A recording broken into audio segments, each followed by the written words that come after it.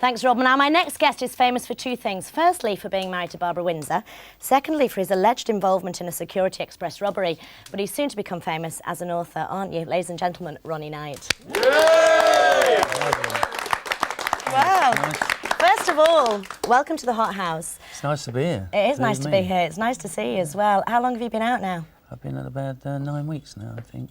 And how's it been going? It's been lovely, yeah. I've got my partner over here somewhere, you know, she's looking after me for a little while. Yeah, it's been nice. Yeah. But it's a change in it. What did you miss when you were on the inside? What did you miss most? Well, I miss the sunshine. In Spain, obviously, you know, which I've been used to over all these years. I've had the place 30 odd years over in Spain.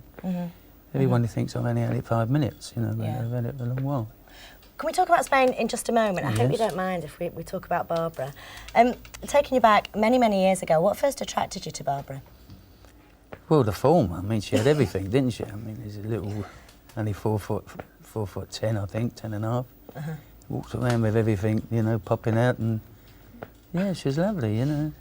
So you're a bit of a ladies' man, weren't you, Ronnie? Yeah, I was one of the chaps then at the time, you know, so... What was she like as a person then? Was lovely. She was lovely, yeah. That changed, didn't it?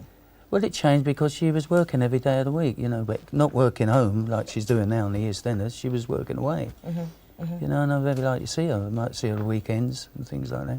And it got worse than that, you know. And it's all New Year's Eve and things like that. I never see her at all. She's doing the pantomimes and things like that. Yeah. And it, you know, it gets a bit boring after 22 years, you know. It's time to move on. Peggy, do you know, that was going to be my next question. How much is Barbara like Peggy? We know her now on EastEnders. Is she anything like Peggy, the character? No, I don't think so. You don't think so at all? No. Barbara actually did try to turn you straight, didn't she? Yeah. You got a club. Yeah. Tell us about it. Well, I had the club in the West End, finish up one of the major clubs in the West End, you know. And that's how I've been called a gangster, because once you've got a club in the West End, you'll be called a gangster. I don't know why. Because I suppose it's because all the faces used to come up there, like the Richardsons, the Frasers, and the people like that, which I know anyway. But I shouldn't be called a gangster. No. I had a club and I wanted to earn money, so that's how I started earning money, club game. So how did you get involved, allegedly, with the Security Express robbery? Well, it was down to my brother. I can say it now because he got nicked for it and he got sentenced and all that. But I used to always take money. We had a place to self over in Spain, you know, over these years. And he asked me to take some money over, which he's always asked me to take some money if I'm going over there. Would you take some money over there, Ron? And I knew how to get it over there. And he asked me to this sort of time, and I took it over from him. And obviously, I got involved in it, and that's why Do you regret it? I do now, for 7 years out of my life, or 5 years out of my life.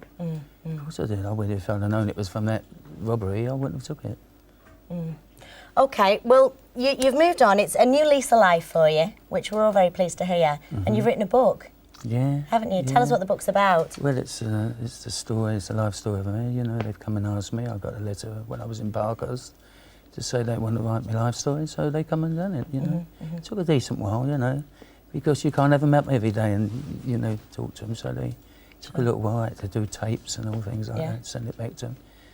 And it's coming out, well, it's out now, you know. So and you told me a great story earlier that you when it first came out, you couldn't go and do any signings because you were inside. I was inside, yeah. But now you're out, you're going to go around and do some signings, aren't you? I'm doing it next Saturday, you know, in Oxford Street, in Dillon's.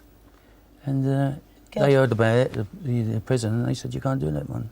Right. And they banned me for 8 weeks. So I couldn't come out at all then, you know. But they don't keep you down for long, do they, Ronnie? No.